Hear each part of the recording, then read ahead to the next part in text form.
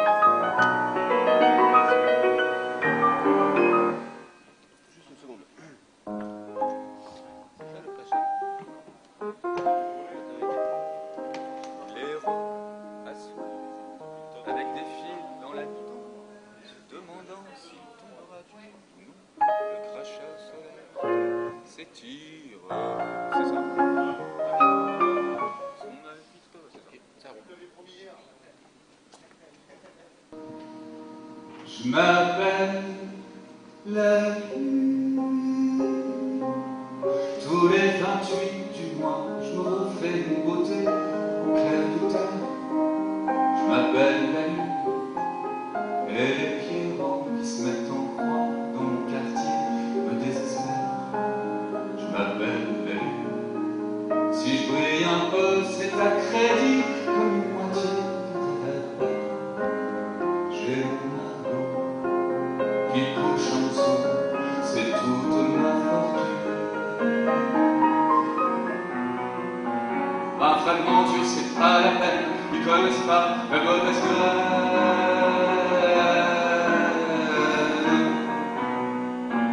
Sans œillet, sans Marlène, je dédie la mauvaise graine. Qu'ils sèveront comme un caillou sur des chemins à rien du tout. Et des fleurs noires tout en chair fleuriront sous de nouveaux verres. Des fleurs d'amour, des fleurs de rien, des fleurs aussi comme un destin. Quand sous le gué ou la marlène sera la mauvaise graine.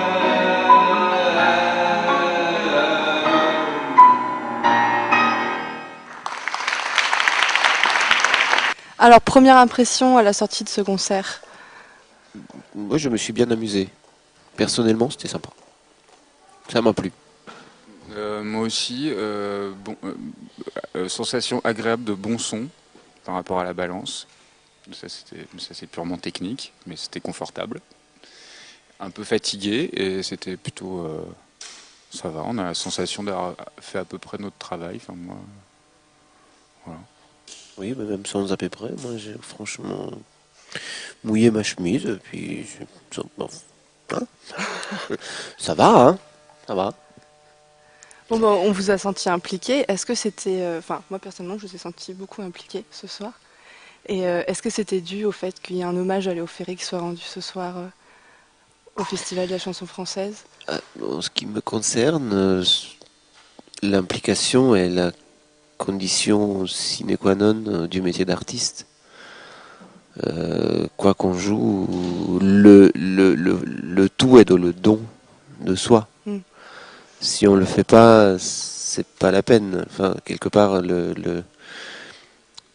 toute, à mon sens, hein, toute œuvre n'a du sens que si elle est habitée par son interprète. Et la relation au public ne se passe que là-dedans, pour moi. Après, que ce soit du Ferré ou autre chose, ça c'est un choix quelque part, si on veut même plus cérébral ou je sais pas. Mais dans les faits, quand on joue, on est impliqué. Sinon, c'est pas la peine d'y aller, quoi. C'est mon point de vue, patron. Des choses à... Je suis absolument pas rien à rajouter. Je suis tout à fait, absolument, 100% d'accord. Non, on peut pas faire ce métier-là et aucun autre d'ailleurs à mon sens, on ne devrait faire aucun métier sans être totalement impliqué dedans. Et c'est comme ça qu'on est épanoui dans un métier. Le métier, c'est pas en chier. Et c'est pas forcément souffrir. C'est pas forcément. Faut que ce soit. Faut s'impliquer à fond dans ce qu'on fait.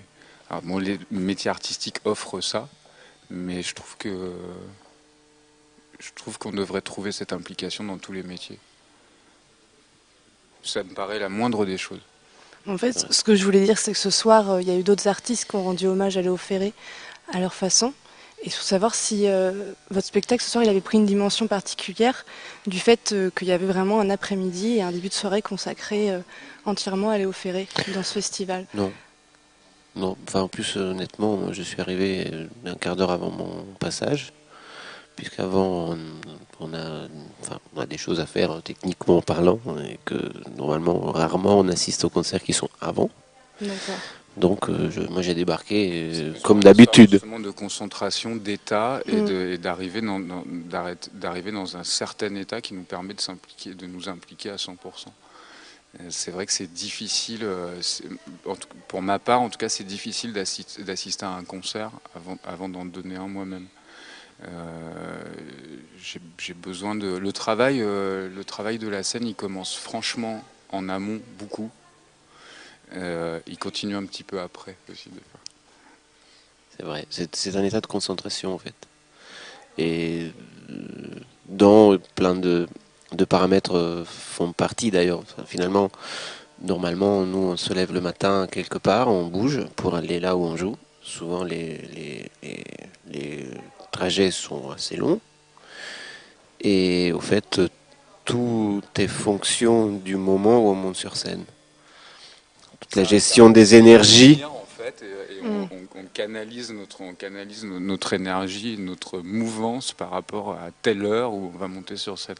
Moi, pour ma part, en tout cas, je me programme et je sais que ça a commencé ce soir. Pour moi, ça a commencé hier à 23h. Voilà. Ah bon, c'est pareil. D'accord.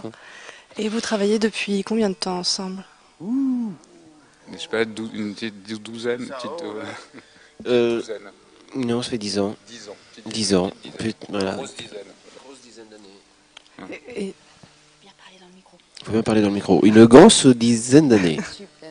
Et vous êtes rencontrés comment? Comment ça s'est passé votre rencontre? Dans un tout petit cabaret parisien, un peu improbable, qui d'ailleurs n'existe plus aujourd'hui. À une époque où Nicolas cherchait un pianiste, moi je cherchais des chanteurs, puis ça s'est su dans un tout petit milieu de la chanson parisienne, et puis voilà, du coup tout le monde nous parlait l'un de l'autre, et du coup nous avons créé la rencontre, et puis ça s'est bien passé, donc on a commencé à travailler ensemble, notamment sur cette toute petite scène, et puis les années passant, on a commencé à faire des plus grandes scènes, d'autres projets, de jouer avec d'autres musiciens parfois, tout seul d'autres fois, puis... Voilà, jusqu'à aujourd'hui. Et là, du coup, on a fait quand même 2 disques. Un projet Prévert, assez mythique, et celui-là sur Ferré. Et le travail sur les textes justement de Léo Ferré, il a commencé. Comment est-il venu en fait? Comment l'idée est venue de travailler sur ces textes? C'est un enchevêtrement de choses. En fait, ça s'est passé encore une fois, mais c'est un métier de rencontre. On a répondu à l'appel d'un festival sur Léo Ferré à Lyon. On a travaillé quelques chansons de Ferré. À l'issue de ce concert, on a rencontré la famille, vraiment les proches de Léo. Et on s'est très vite reconnus, je dirais. Il y a un lien qui s'est fait assez rapidement et on s'est vu confier des chansons plus ou moins connues, voire inconnues, et de fil en aiguille, on a monté ce projet à un moment où le ministère de la Culture faisait une exposition dans les médiathèques. Il y avait 6 expositions Ferré qui tournaient dans les médiathèques et ils ont demandé à Mathieu Ferré si il voyait quelqu'un pour illustrer cette exposition en chansons, avec des chansons connues, inconnues et peu connues. Donc on s'y est collé et là on est vraiment à la fin de cette aventure puisqu'on l'a beaucoup tourné dans les médiathèques. Maintenant on fait des dates Ferré de manière sporadique, mais on l'a dans les pattes quoi. On on en a fait quelques-unes. Mais bon, ça s'est fait comme ça s'est fait vraiment naturellement, je dirais. D'accord. Et vous aviez déjà à la base une sensibilité particulière pour l'artiste qu'est Léo Ferré? Moi, j'avais une sensibilité particulière, il me faisait peur. Non, mais Pourquoi en plus, C'est un personnage impressionnant. Moi, quand j'étais petit, j'étais baigné dans la culture chanson. Ferré, il me faisait peur, quoi. Parce que j'arrivais pas à le saisir, le fait de rencontrer ses proches, ça a un peu désacralisé l'histoire. Et c'est un voisin et ami qui m'a dit, mais quand même, Nicolas, écoute ça, tu peux pas ne pas être insensible à ça. Il m'a fait écouter des trucs et il m'a fait mon éducation Ferré. Et une fois que j'avais plus peur, je suis tombé dedans assez facilement, quoi. En plus, Ferré, bon, Aragon, Baudelaire. Alors là, en revanche, ils m'ont jamais fait peur. et en plus, une chose qu'il dit pas, c'est que la première fois qu'on a joué ensemble, donc bien avant que les Ferré nous contactent, etc., etc., etc., on a répété 2 chansons pour une genre de scène ouverte, comme ça, juste pour essayer. C'était une chanson qui s'appelait L'Idiot et Le Crachat de Ferré. Donc, quelque part, c'était presque le destin, quoi.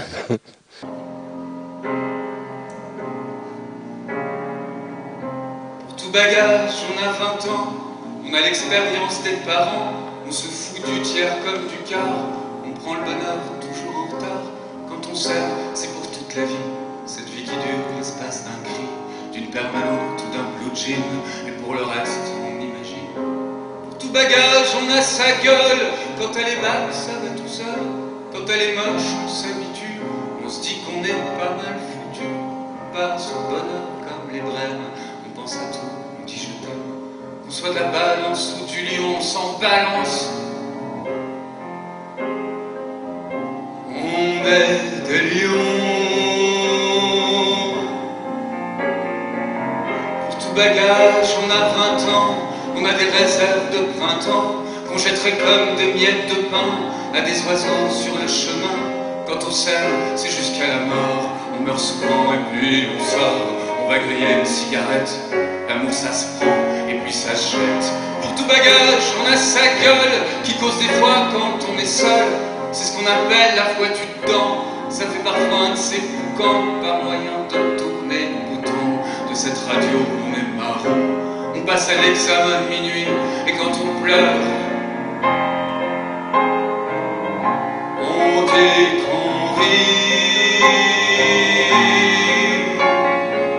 Pour tout bagage, on a 20 ans, on a une rose au bout des dents qui vit l'espace d'un soupir et qui vous pique avant de mourir.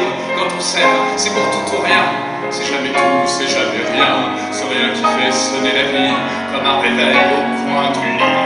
Pour tout bagage, on a sa gueule devant la classe quand on est seul, qu'on était des jouets tout tordus, avec les ans tout est foutu.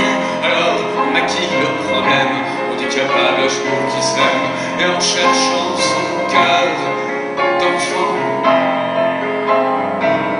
on dit qu'on a toujours 20 ans.